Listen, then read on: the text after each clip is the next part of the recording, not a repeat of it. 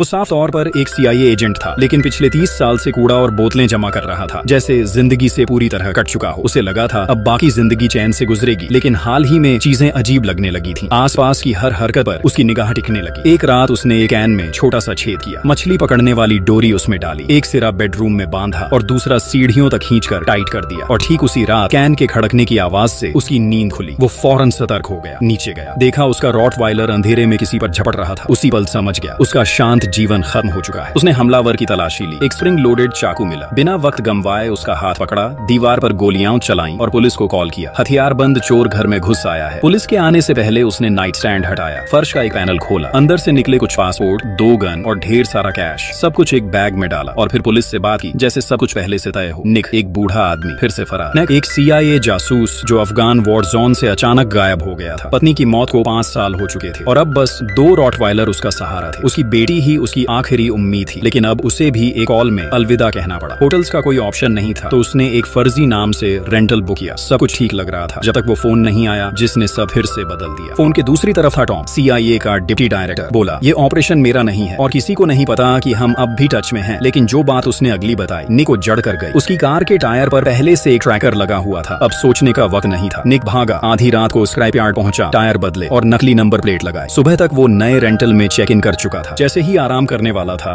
दरवाजे पर दस्तक हुई। जो मकान मालिक दोस्ताना लगी, लेकिन कुत्तों को देखकर नाखुश थी। एड में साफ लिखा था, नो पेट्स अलाउड। निक ने सामान पैक कर लिया, जाने ही वाला था कि गाड़ी स्टार्ट नहीं हुई। टो ट्रक बुलाना पड़ा। इंतजार करते हुए उसने जो के लिए खाना बनाया और यहीं से सब बदल गया। जो रॉटवाइलर पहले डरावने लगते थे, अब जो के पैरों में बैठे मासूम लग रहे थे। निक ने अपने खाने से जो का दिल जीत लिया। उसे अंदाजा नहीं था कि डिनर का इन्विटेशन मिलेगा। डिनर पर दोनों करीब आए, लेकिन लौटते वक्त कुछ ऐसा हुआ जिसने उसका पूरा कवर उड़ा दिया। शायद निक फिर से भागेगा, लेकिन इस बार कहानी थोड़ी अलग होगी।